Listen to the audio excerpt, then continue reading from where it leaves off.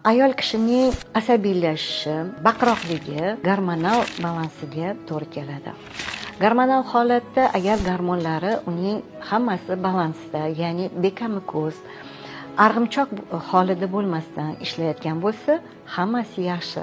Lekin hozirgi kunda ekologik katastrofani hisobiga juda ko'p ayollarda juda ham vaqtli klimakterik davr kelyapti. Ya'ni hayz ko'rishini erta to'xtashi. Bu holatda gormon o'zgarishlarida bizning hissiyotlarimiz ham go'yoki arg'imchoq sari o'zgaradi. Undan tashqari tanamizda har xil simptomlar kuzatiladi. Ya'ni birdaniga terlab ketish, birdaniga yurak urib ketish, birdaniga qo'rquv kelishi, uyqusizlik holatlari va nimagadir har doim yig'lagisi kelishi.